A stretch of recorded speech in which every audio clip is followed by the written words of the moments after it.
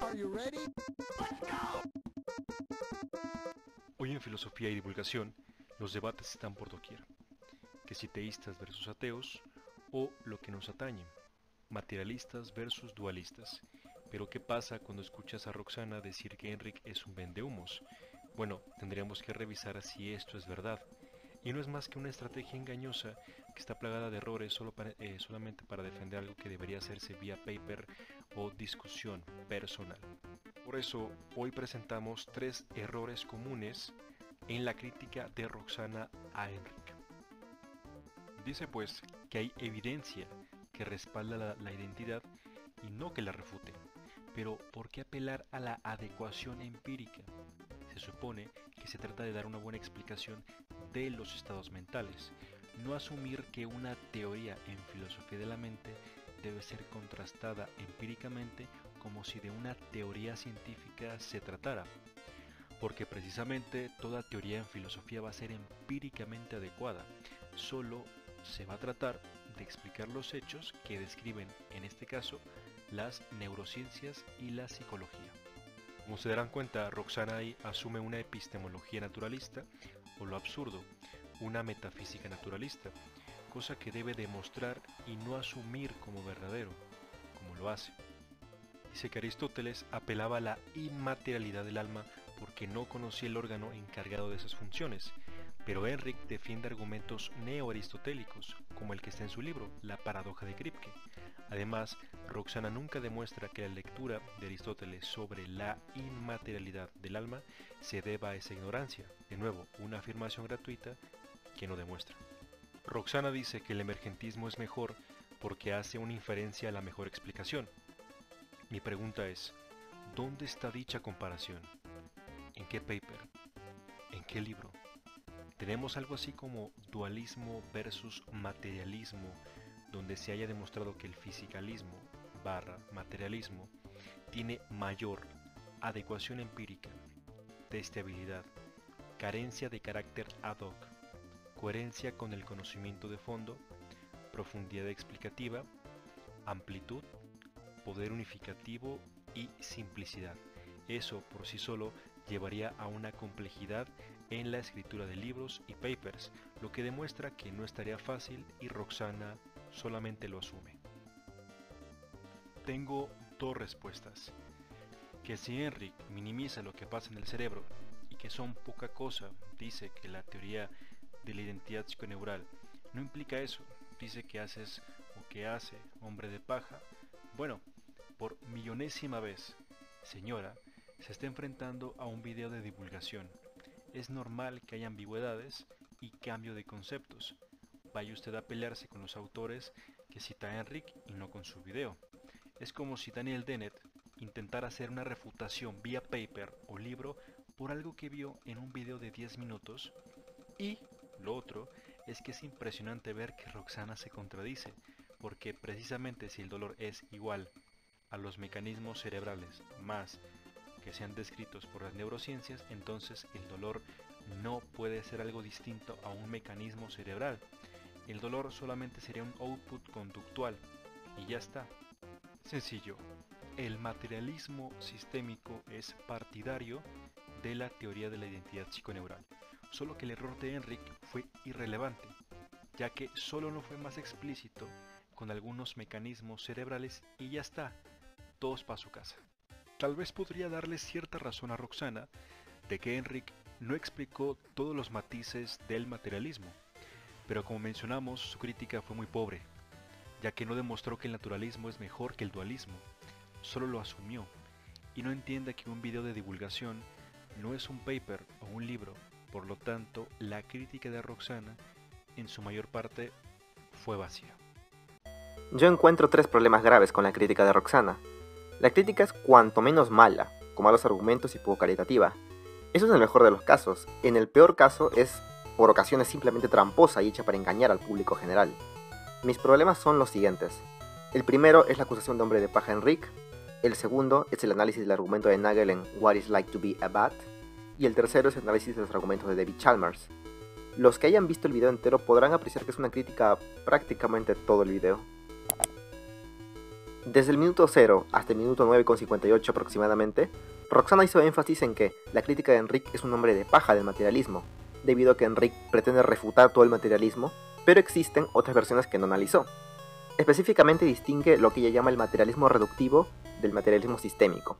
Roxana caracteriza el materialismo reductivo de la siguiente forma: todo lo que existe puede ser descrito y explicado por las leyes de la física. Mientras que para describir el materialismo sistémico, lo caracteriza diciendo que se deben tener en cuenta las entidades y leyes de las demás ciencias, porque la física solo estudia las entidades fundamentales y no los procesos complejos. De ahí procede a subdividir las teorías de la mente de cada una de las dos presuntas distintas visiones de la realidad, las del materialismo reductivo y las del materialismo sistémico. Ambas, Roxana entiende, entraría dentro del label teoría de la identidad, pero mientras que una la entiende como una visión de la teoría de la identidad clásica, correspondiente al materialismo reductivo, ella dice que hay otra visión llamada teoría de la identidad psiconeural, correspondiente con el materialismo sistémico, la cual no se ve afectada por las críticas de Enrique. Caractericemos la teoría de la identidad clásica tal cual como lo hace Enrique en su video, es decir, como que la conciencia es simplemente ciertas neuronas interactuando entre sí, igual que el agua es simplemente H2O. Mientras tanto, caractericemos la teoría de la identidad psiconeural como lo hace Roxana, es decir, como que los procesos mentales son idénticos a ciertas actividades cerebrales, pero para comprender esta relación es necesario recurrir a la psicología y a las neurociencias. ¿En qué se diferencia la teoría de la identidad clásica y la teoría de la identidad psiconeural? Sencillamente, y como señala Roxana, en que la teoría de la identidad psiconeural enfatiza que los procesos cerebrales no están aislados, sino interrelacionados causalmente con otros procesos previos y posteriores que ocurren en el cerebro, en el resto del cuerpo y en el entorno. Ella, para poder explicar esto, usa el caso de alguien leyendo un libro, en donde para poder tener esta experiencia subjetiva consciente, diversos factores ulteriores al cerebro intervienen coordinadamente, como los ojos, los fotorreceptores, etc. Estos son los apuntes preliminares que se necesitan para entender el primer punto. Lo primero que hay que notar es el poco rigor que ha tenido para caracterizar lo que es el materialismo reductivo. El materialismo reductivo o fisicalismo académicamente es entendido como, y esta definición la da la Enciclopedia de Filosofía de Stanford, el fisicalismo es, en su manera de eslogan, la tesis de que todo es físico. Por supuesto, el fisicalismo no niega que el mundo pueda contener ítems que a primera vista no parecen físicos, ítems de naturaleza biológica, psicológica, moral, social o matemática. Pero ellos insisten en que, sin embargo, al final del día dichos ítems son físicos, o al menos poseen una importante relación física. Esto es muy distinto a lo que ha definido Roxana anteriormente. Dada la anterior caracterización, de ningún lugar se desprende que todo pueda ser conocido por la física, o que todo lo que existe pueda ser explicado por la física, negando así la aplicabilidad de otras áreas científicas para generar conocimiento. El materialismo reductivo es simplemente la visión de que, al nivel fundamental, todo lo que hay es físico. Por poner una analogía, imaginemos un árbol. Un árbol puede ser estudiado y entendido desde diversos aspectos científicos, por ejemplo, desde su composición química, desde la botánica, o incluso de aspectos filosóficos como la estética, el si es bello o si es feo, o desde la función de un árbol en una sociedad humana. Si bien es cierto, un árbol es todo esto, al nivel fundamental, entendemos que un árbol no es nada más que un montón de partículas fundamentales físicas. Un materialista reduccionista seguramente no tendrá problemas en incluir a los árboles en su ontología. Sería ridículo pensar que no, aunque no pueda explicar todas las dimensiones del árbol solamente con la física. Es incierto por qué el materialismo reduccionista sería algo distinto al materialismo sistémico. El materialismo sistémico está contemplado dentro de lo que siempre es entendido por el materialismo común. Es importante hacer énfasis en los errores claros en los que se incurre ni bien empieza el video. Tampoco queda claro el por qué la teoría de la identidad clásica sería tan diferente de la teoría de la identidad psiconeural. Después de todo, un defensor de la teoría de la identidad clásica no tiene por qué comprometerse con que los estados mentales existen desprovistos de cualquier tipo de estímulo externo o de procesos coherentes y conjuntos con otras partes del organismo o con el ambiente.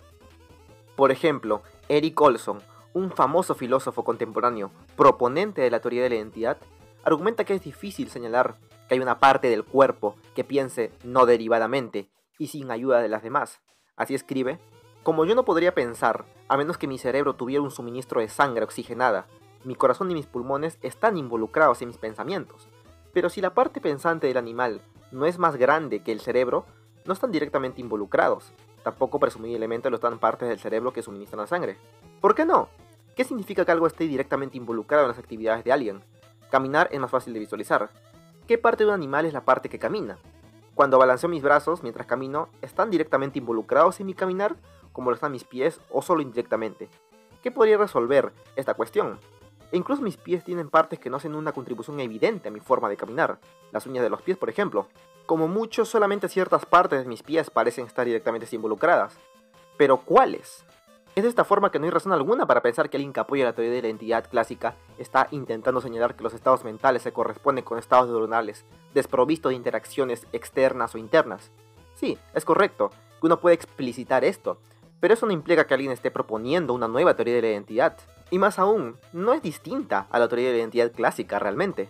Si como vemos, esto no es más que un matiz que ningún crítico o proponente de la teoría de la identidad ha señalado como incompatible con la misma, y que analizando las bases de la teoría de la identidad clásica vemos que no presenta ningún tipo de exclusión o aversión a esta idea, ¿por qué Enric estaría cayendo en un hombre de paja al caracterizar la teoría de la identidad de dicha manera como lo hace en el video? Es claramente una caracterización mínima la realizada en su video, y realmente lo es decir, que el estado mental es igual a un proceso mental es la idea mínima de la teoría de la identidad.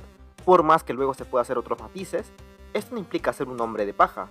Es la naturaleza hacer caracterizaciones mínimas, es decir, dar todas las bases para que se lo pueda caracterizar de una forma particular, por más que no se sienten todas las bases suficientes. Entonces, ¿por qué Roxana ha hecho tanto esfuerzo en intentar distinguir su perspectiva sistémica y multidisciplinaria? La única razón que se me ocurre es que lo hace para intentar responder al paper de Nagel en What It's Like to Be a Bat, del que habla dentro del video luego de haber hecho todo este repaso por su novedosa perspectiva filosófica. Así cuando aborda este influyente escrito, inmediatamente después de hecho, procede a decir: lo que dice Nagel es que un murciélago tiene una experiencia muy distinta a la humana por su sistema perspectivo. Los humanos podemos imaginar esa experiencia, pero no la podemos tener, y con el lenguaje de la física no podemos describir esa experiencia. Así, Nagel concluye que el materialismo reductivo es falso, porque la experiencia del murciélago queda fuera de la descripción física. Es un argumento contra el materialismo reduccionista, no contra el materialismo sistémico que Enric omite. El materialismo sistémico dirá que es cierto que la física no lo describe, porque quienes lo hacen son la psicología, la biología y las neurociencias. Lo que intenta señalar Roxana es que Nagel está errando en pretender que es posible calzar dentro del lenguaje de la física la mente, y mientras que eso es un problema para el materialismo reduccionista clásico, debido a la errónea forma en la que la caracterizó ella, esto no es un problema para el materialismo sistémico, el cual es más interdisciplinario, por así decirlo, y no va a intentar exponer lo que se siente ser un murciélago en lenguaje físico. El problema es que esto cambia en poco o nada la cuestión. Esto debido a que el punto de Nagel en su paper fue, fundamentalmente, arguir que ninguna descripción en tercera persona, sea por las ciencias físicas, químicas, biológicas o psicológicas, podrá capturar en algún punto el realismo en primera persona que las experiencias conscientes tienen. Resulta difícil comprender qué puede entenderse por el carácter objetivo de una experiencia, independientemente del punto de vista particular desde el que el sujeto lo percibe. Después de todo, ¿qué quedaría de lo que se siente ser un murciélago si se eliminara el punto de vista del murciélago? Pero si la experiencia no tiene, además de su carácter subjetivo, una naturaleza objetiva que pueda ser aprendida desde muchos puntos de vista diferentes, entonces, ¿cómo puede suponerse que un marciano que investiga mi cerebro podrá estar observando procesos físicos que fueran mis procesos mentales? No basta con señalar, como Roxana hace, mi perspectiva no aborda la mente desde un lenguaje nómico físico, ni de descripciones matemáticas. Yo soy sistémico y yo lo hago desde la psicología, desde la biología o desde la neurobiología. El punto es que ningún lenguaje en tercera persona científico podrá capturar directamente esta cuestión. Por poner una analogía, un neurobiólogo puede hacer distintos análisis con cerebros. Un neurobiólogo puede hacer análisis con radiografías, analizarlo con distintos medios tecnológicos de vanguardia, etc. Pero, pese a esto, no podrá nunca analizar tu perspectiva en primera persona particular. Nunca podrás saber desde dicha perspectiva qué se siente ser Roxana Kramer, por más que pueda sacar miles y miles de radiografías al cerebro de Roxana Kramer. Ese es el punto, y en ningún momento hice la asunción de que la mente debe ser estudiada por la física. En mi ejemplo yo utilicé la neurobiología. El misterio no se disipa tan solo destacando que desde otros campos de estudio también se pueden hacer descripciones en tercera persona. El resultado es el mismo, solamente que a nivel multidisciplinario, con la psicología, con la neurobiología, con la biología, con la química o con cualquier otra disciplina científica. Dejando eso de lado, Roxana entonces procede a hacer un punto distinto a ese, y señalar que el argumento de Nagel confunde los procesos mentales de comprender y experimentar una experiencia, y asume erróneamente que el materialismo niega las diferencias de perspectiva. Comprender una experiencia no equivale a experimentarla, porque son procesos mentales distintos. Puedo entender lo que otra persona está sintiendo, pero eso no significa que lo esté experimentando yo misma. Pero Nagel no confunde nada, y ya al hacer dicha concesión, es decir, aceptar que hay algo en la descripción científica que se pierde, por ejemplo, la experiencia, Nagel entonces clamaría haber demostrado su punto entero. Si se cede, como Roxana hace, que hay algo en la descripción física o cualquier otra descripción en tercera persona que no está siendo capturado, entonces el argumento concluiría que dicha cosa que no se puede capturar totalmente en lenguaje científico no es realmente física. Esto porque el punto del paper es señalar que las descripciones de fenómenos o eventos que sí son auténticamente e incontrovertidamente físicos se pueden analizar y describir en tercera persona, y ellos acaban siendo descripciones o análisis completos del fenómeno, no se dejan nada fuera de la descripción. Por ejemplo, una descripción física en términos de tercera persona del decaimiento radioactivo de un núcleo atómico es una descripción completa de dicho fenómeno y no hay nada más que entender después de hecha la descripción física. El decaimiento radioactivo de un núcleo atómico no es nada más que dicho suceso físico descrito. Entonces entendemos que dicho evento es realmente físico, porque podemos capturarlo completamente en términos científicos. En cambio, cuando hacemos una descripción completa física o desde cualquier otra ciencia de la mente, siempre nos dejamos algo afuera dentro de nuestra descripción. Siempre hay algo que no acaba siendo capturado, lo que se siente ser eso. El argumento de Nagel iría más en este sentido. Premisa 1. Si X es físico, X puede ser descrito completamente en términos científicos y de tercera persona, sin dejarse nada fuera de la descripción. Premisa 2. Los procesos mentales no pueden ser descritos completamente en términos científicos y de tercera persona. Siempre hay algo que nos dejamos afuera de dicha descripción. Conclusión, los procesos mentales no son físicos. El argumento es válido, y no se ve socavado tan solo admitiendo que hay algo que no se está explicando desde el lenguaje científico. Si no puede ser descrito totalmente desde términos científicos, esto nos da razones para pensar que dicho suceso no pertenece a la materia de estudio de la ciencia, y por lo tanto, no es físico fundamentalmente o en algún punto, y la teoría de la identidad, en cualquiera de sus formas, es falsa. Si ninguna descripción científica, ni siquiera la física, puede capturar en su totalidad el fenómeno, y todos los hechos que, si son físicos, pueden ser capturados completamente mediante tales descripciones, ¿por qué siquiera pensaríamos que aquello que se nos escapa de las descripciones es parte de lo que la ciencia puede estudiar? Ahora, con eso no quiero señalar que el argumento sea finalmente victorioso. No quiero señalar que se ha refutado el materialismo o el fisicalismo. No, hay críticas interesantes propuestas de todo tipo, las cuales se pueden revisar en la entrada de la Enciclopedia de Filosofía de Stanford sobre el argumento del conocimiento en defensa de la reductibilidad de la qualia, en el apartado de Objections. Algunos proponen que hay conocimientos no proposicionales. Algunos sostienen que experimentar qué se siente ser un murciélago es una habilidad, como la de mover las orejas, y así distintos tipos de intentos de compatibilizar lo dicho hasta ahora con el fisicalismo o con el materialismo. El punto es que Roxana en su video no ha hecho ningún tipo de intento por analizar estos argumentos, y solo se ha dedicado a analizar de forma superficial y poco rigurosa el asunto, y señalar que Nagel confunde entender con experimentar es solamente darle razón a Nagel. El video va por la mitad, y a mi juicio está lleno de imprecisiones y argumentos malos, pero no mucho más que eso. El problema real viene con Aborda Chalmers, donde me gustaría advertir explícitamente que Roxana o miente o no ha leído absolutamente nada sobre el tema, además de que también elaborará argumentos malos. La crítica a Chalmers en general es la siguiente. Chalmers expresa su opinión de que existe un tipo de experiencia subjetiva que no es un proceso neural, y que eso es algo completamente distinto al procesamiento de información que realiza el cerebro. Chalmers no plantea su opinión de que la experiencia no es un proceso cerebral como una hipótesis que debe ponerse a prueba, sino como una intuición que debe aceptarse como correcta. La pregunta es, ¿por qué deberíamos aceptar esa intuición como correcta? A mí personalmente me pareció bastante irritante despachar a un filósofo con una obra tan extensa y compleja como Chalmers en 5 minutos. Lo peor es que se nota que Roxana no conoce en lo más mínimo a Chalmers. Partamos desde el hecho de que los argumentos de Chalmers no son mera apelaciones a la intuición. Cuando uno apela a la intuición, lo que hace es hacer un tipo de razonamiento no inferencial. Con no inferencial me refiero a no derivado de premisas previas. Por ejemplo, considérese esta inferencia. Hervir bebés está mal, por lo tanto, no debes servir a tu bebé. Esto podría ser un ejemplo de un argumento que apela a la intuición. La premisa, hervir bebés está mal, no la he inferido en ningún lugar. No hay un argumento que sustente dicha proposición. Es simplemente una intuición, una apariencia. Me parece que está mal hervir bebés y en función a eso, razono que no debe servir al tuyo. Este es un ejemplo de un razonamiento desde la intuición, el cual es no inferencial, como ya señalé. Con eso no quiero decir que todos los razonamientos no inferenciales sean apelaciones a la intuición. No, lo que señalo es que todas las apelaciones a la intuición son no inferenciales. No se derivan de las premisas previas, simplemente porque no hay premisas previas. Ahora, Basta con leer un poco de la obra de Chalmers para notar que su ataque al fisicalismo y a la teoría de la identidad es inferencial. Por ejemplo, considérese esta breve formalización del argumento más famoso de Chalmers, el de los zombies. Si X es posible de concebir, X es posible. Esto basado en una teoría de la modalidad. Es posible concebir un individuo físico idéntico a un humano, que funcionalmente sea idéntico a un humano, vivo y saludable, pero que no posea conciencia. Por lo tanto, un zombie es posible. Dado que Chalmers argumenta que la posibilidad de zombies implica la falsedad del fisicalismo reduccionista debido a que mostraría que la mente y la materia no mantienen una relación de identidad, esto porque es al menos posible que exista uno sin el otro, entonces se demostraría que es falsa la teoría de la identidad. Ahora, este razonamiento es completamente inferencial, claramente no es una apelación a la intuición, y ese es su principal ataque al fisicalismo reduccionista. La primera premisa es una teoría de la modalidad, de las tantas teorías de la modalidad que existen. Una teoría de la modalidad es básicamente una guía de lo que es metafísicamente posible o imposible en la realidad. La segunda premisa es un hecho empírico.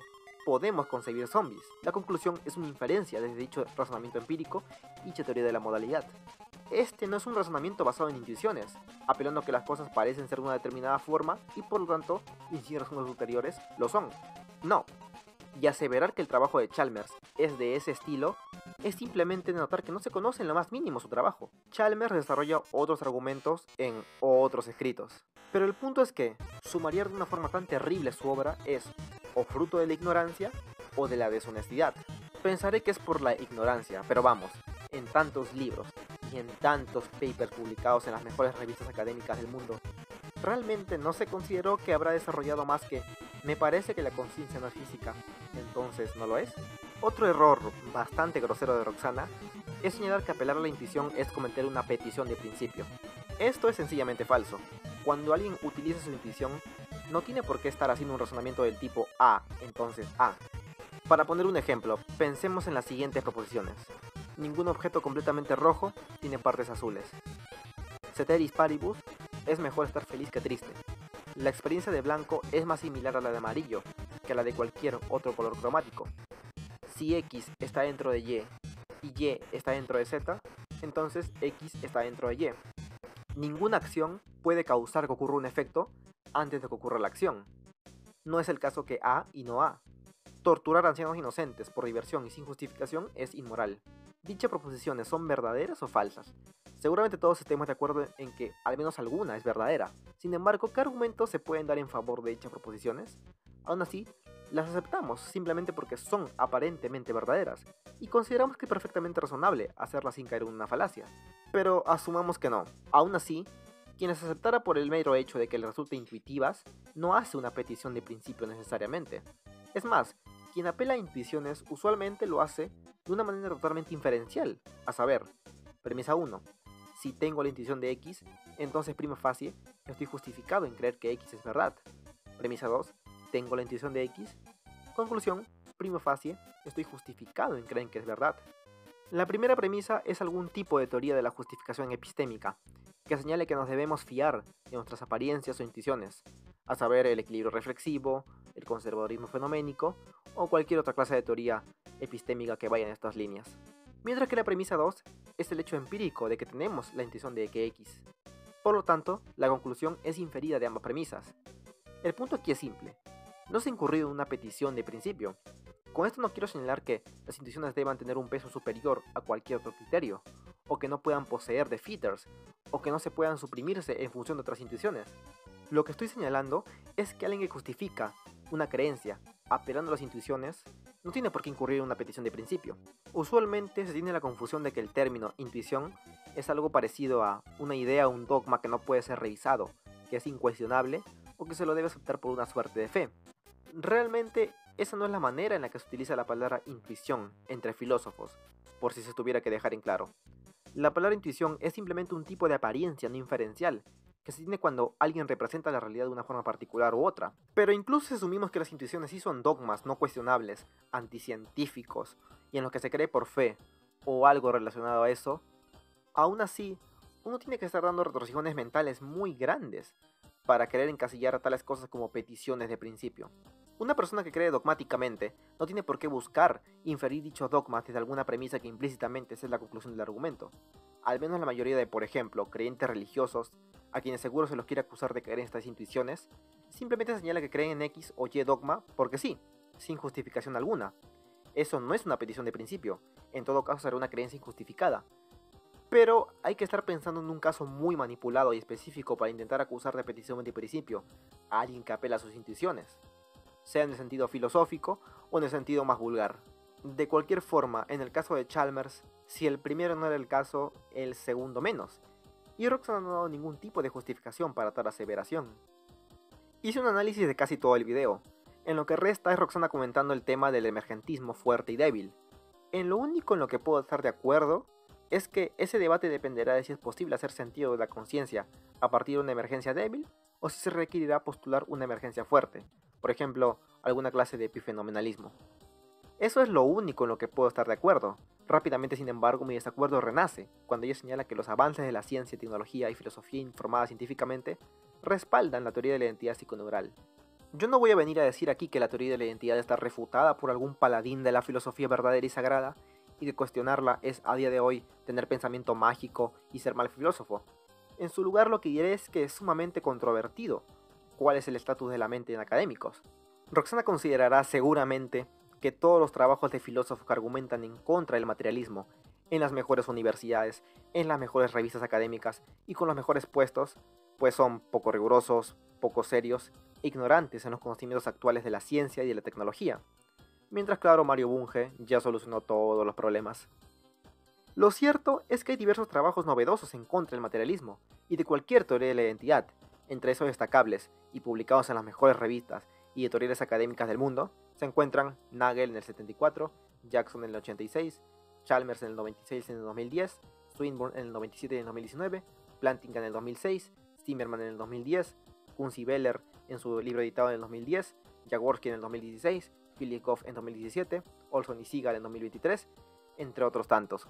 A mí me parece un poco extraño el doble estándar que se tiene a veces con las investigaciones netamente científicas de Oxford, de Harvard, de Cambridge, en donde todo parece estar bien, pero un libro de filosofía, publicado por la misma universidad, donde se defiende una postura que no me gusta, sí está mal y son propaganda religiosa. Obviamente, eso no significa que no haya avances en el materialismo, claramente lo hay. El punto acá es que es controvertido entre académicos, y el debate está igualmente disputado por todas las partes. Si uno quiere hacer un avance real, debe interactuar con los argumentos, no hacer críticas poco rigurosas, hombres de paja y esparcir desinformación, como considero que ha hecho el video de Roxana.